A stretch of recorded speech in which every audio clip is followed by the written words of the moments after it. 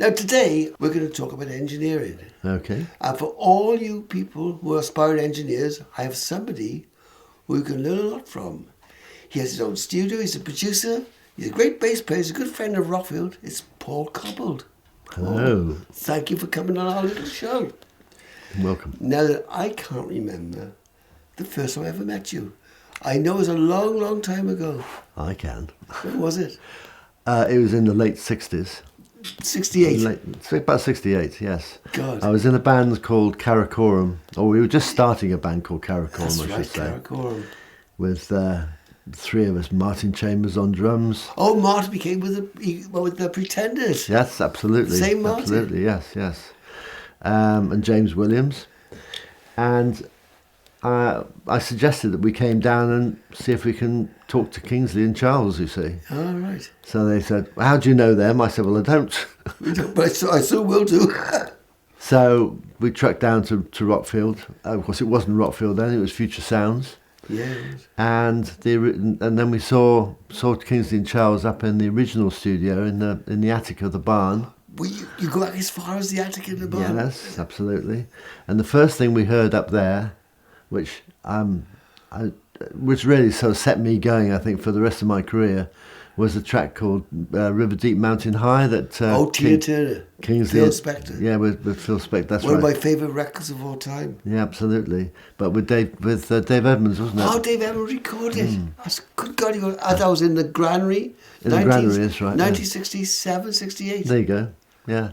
Good God. And I just I've forgotten that.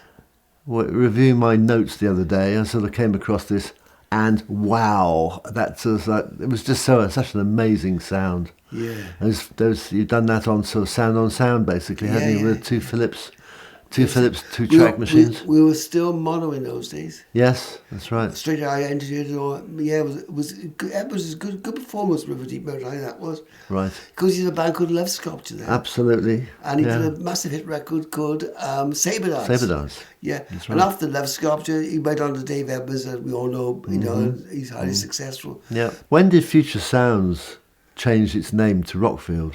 Ah, that's a good question. Well, Future Sound was back in 1961, 62. Right. Because everything in those days was RGM sound, Roger Joe Meek, something sound, Region sound. Yeah. There's always something sound. Yeah. And we called ourselves Future Sounds. Sounds. And it was a good name, really, because we were the Futures, especially how big Rockford is today. Yeah. But in 1966, something like that, Dave Edmunds, driving up from Cardiff, on the motorway, it said, big blue sign, it said, left for Rockfield, Monmouth, turn left. And he came in, he said, Kingsley, he said, when I drive the motorway, Rockfield is the village next door. Why did you call it Rockfield after the village? Well, we never thought of it. I said, Dave, blimey. So we did, we changed to Rockfield, but Dave Evans suggested. He saw it on the motorway coming up. He said, call it Rockfield after the village. But eventually, you became one of the main engineers in Rockfield, didn't you? I did, thank you. Yes, thanks to you. Well, I don't know. Yeah, no, I owe an awful lot to you, Kingsley, and you know that. Well, Yeah. as I said many times, but there you go. But you're main engineer of Rockfield. See, now, what a lot of viewers, hopefully looking at this programme, are interested in, the world of music business changed so much. It's all software driven now. Just tell us a bit about some of the bands you engineered at Rockfield. Can you remember any of them at all? Some of them, yes. Quite a lot of them, aren't there? Yeah, absolutely. Well, the first session I did down here was, I'd been working at another studio in Hereford and sort of had left there. And I phoned you and you said, well, why don't you come down and sit in on a Hawkwind session? Hawkwind. With Ashley Howe producing, which became the Sonic Attack album. Sorry. And only recently that I actually realised that I wasn't just sitting in, I was actually assistant engineer, according to the credits on the album. Well, that's how you start off, assistant engineer. You either start as T-boy, that's a right, gopher, yeah. assistant engineer, That's right. then you become an engineer. That's right. And well, that led on to sort of my first solo project, if you like, which was a band called Blanket of Secrecy, with Roger Bashirian producing it. And Roger and I sort of ended up recording quite a few albums together after that. And I learned a huge amount from Roger. Yeah. I mean, that's the thing about working as an engineer with really good producers. A lot of good producers have been engineers in the past. Right. So anybody who works with them, like I was working with Roger, and previous to that, Ashley Howe with Hawkwind, you'd pick up an awful lot of information and ideas, which you then incorporate into your own approach to recording. Now, in those days, of course, it was no Pro Tools and stuff like that. It was all on tape. Yeah. See, but you had to learn how to operate mixers and things like that. It was all multi-track recording on tape, wasn't it, in those days? So different to today. What do you remember about recording on consoles in those days and tape machines? Because it was all so hands-on. It was very hands-on, yeah. I mean, the first time I did any sort of leading up to engineering was when I was just going back to Hobo days and Pat Moran engineering. We did that sort of album on the sort of slightly on the not the cheap, but the sort of Pat was sort of ringing me up sort of at home saying, "I'm free. How do you fancy coming down and doing a bit of more recording?" And he'd get the group together and come down, and then a few hours later he'd be sort of nodding over on the desk, and I sort of like I sort of helped him out basically. And that desk then was Trident. No, long before Trident. It was a Rosser desk, wasn't it? But it was made up of. The original desk was made up of about 2 or 3 other sorts of desks that were sort of coupled together, weren't they? Go back a long way now in time. Absolutely, and I must admit, I didn't understand any of it at that time. I thought, well, what does this button do? How does that relate to the slider down here? You know, So how has it changed? Well, it's changed hugely. Because you operate a studio today, like it's all software. Yeah, I have my own studio, which is Pro Tools based, but I have an analog desk, so I basically just use Pro Tools as a medium for recording. Absolutely. But back in the good old days, we had to mix manually. No automation. No. Tell us a bit about mixing, because people are fascinated by today it's all on Pro Tools, but in those days it would be 3 or 4 people sat in the mixer, all with a fader each. Yeah, I mean, what I remember about those days, which I still sort of incorporate into the way I'm working now in many ways, is that a lot of people in those days, most people in those days, recorded the sound they wanted to actually listen back to from the tape. So when you've done your session, you've done your recording, you get the band come in, let's have a listen to what we've done. You can just hit the play button on the machine, and it comes back just like it's been recorded. Yeah. These days, people tend to sort of record on Pro Tools and other software packages.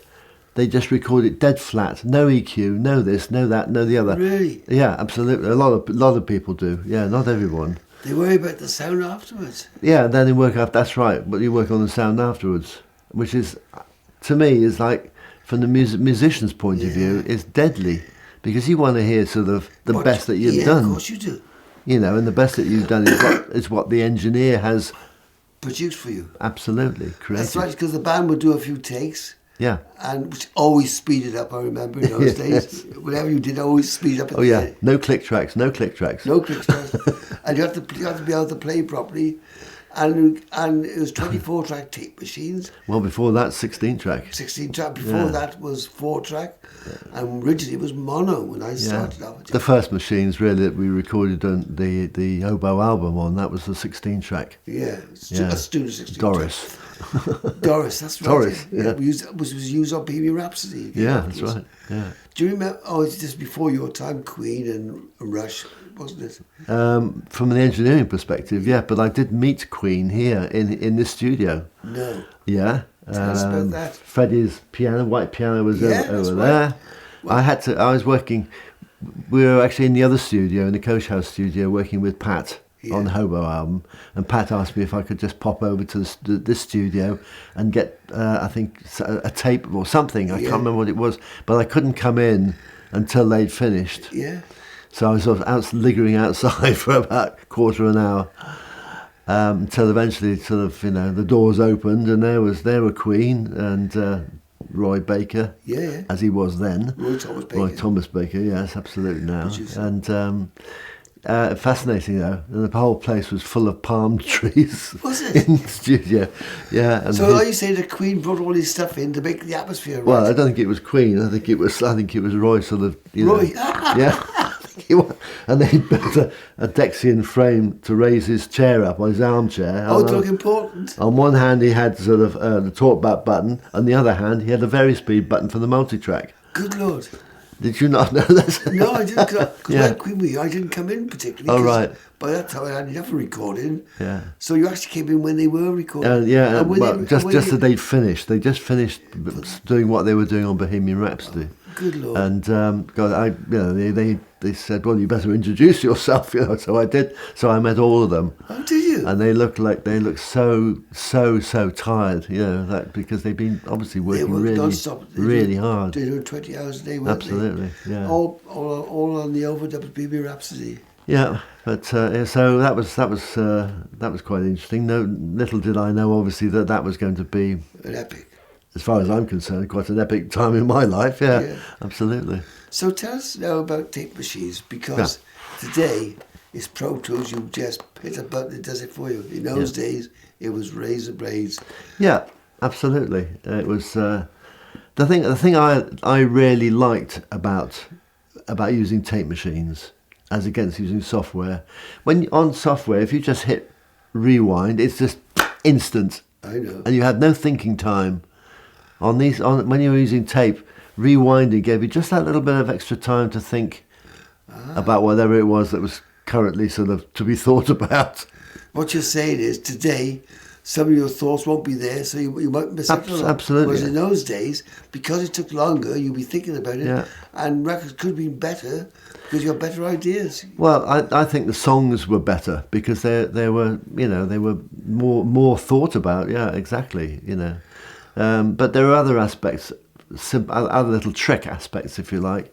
If you wanted to, have a backwards cymbal, then you had to go to all this thing of turning the tapes over upside down, backwards, and then sort of readjusting your desk, because obviously now channel number 1 was now 24. Yeah. So you had to do everything over that way, or sort of guess what you were doing. As against now, you just open up a menu and sort of reverse, right, done. It does it. And it's like, well, yeah, that's great. But it takes off the unique bit of you doing something which you're proud of. Absolutely. Today it's not proud of anything because it does it for you. No, I mean, for my, I guess I still work with very much that tape analog in my head. Ah, right.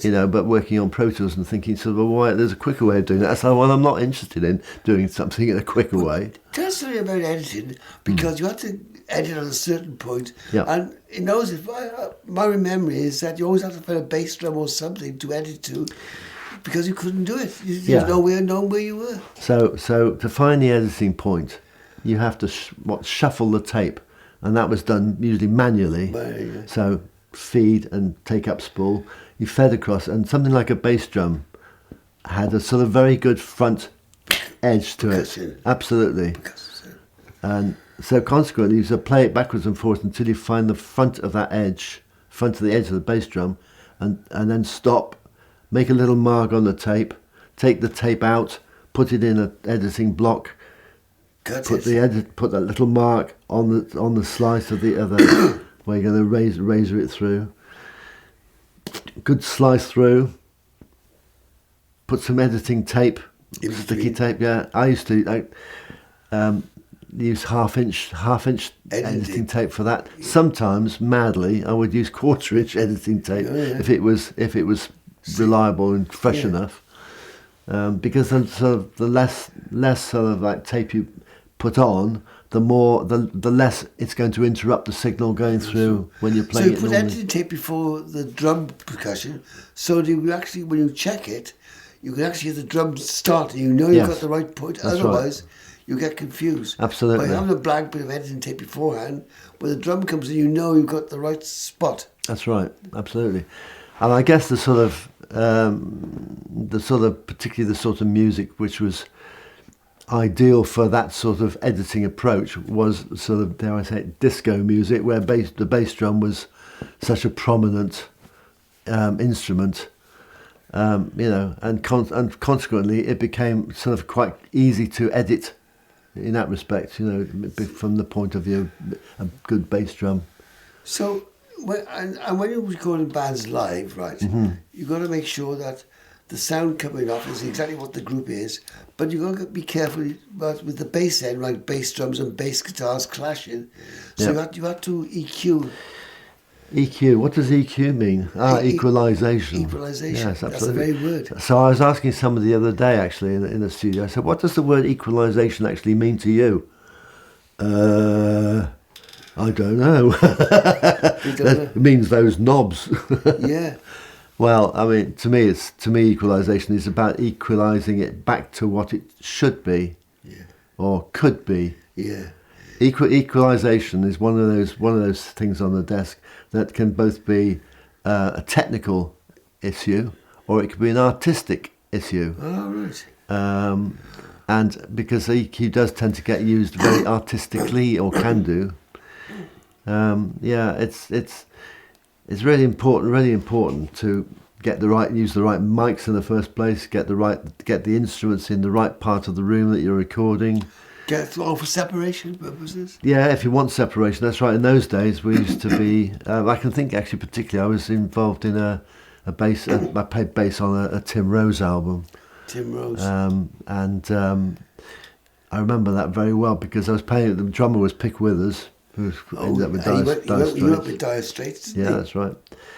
And in front of Pick was this massive great sort of dead box to kill the sound, to keep it as dead as possible. All right. Because that's how things were recorded in those days. They didn't want this word ambience. No ambience. Oh, that's why studios designed not have any reflection. That's right, absolutely. Not to make the sound colour the sound. But also, of course, it had the added sort of advantage of insulating it from other instruments around the room. So any aspiring engineers today, they really have missed out on something of the past which they'll never know anything about because it doesn't exist. Exactly. When you think about tape, recording on tape, it's a bit archaic. It is, isn't it? Because it goes back to the 1930s in Germany. Yeah, absolutely. It never moved on from the 1930s. It got more sophisticated. Yeah. But it went for a long time, tape, didn't it? And now it's a thing of the past. I think we're all the better for being in the past because we've seen everything. Yep. And aspiring engineers today might be looking at this. They missed out on so much which they'll never know anything about. It's just a mystery to them. It is. And of course, it doesn't just stop at tape machines. It also, microphones have quite a lot to do with this. All right. And I recorded an album with Greg Ladani producing here for Clannad. Gold Clannad, yeah. And Russ Kunkel was the drummer. Best drummer in the world, Russ. Brilliant drummer, brilliant, absolutely brilliant. And Greg Ladani had, both Americans, they brought all these mics with them, who were Jackson Brown's Telefunken valve mics. Yeah. And Greg, when he met me, I mean, he obviously had never met me before, but he didn't know how it was going to work with me. So the first thing he said to me, he said, "Valve mics, do not mix up the valve mics with their power supplies. Do not cross them." Yeah. He said, "You'll blow the mics up, you'll ruin them." And then Jackson Brown's microphones, these are. And I remember we did one of the drum sessions we did with Russ was in the games room on the other side of the studio.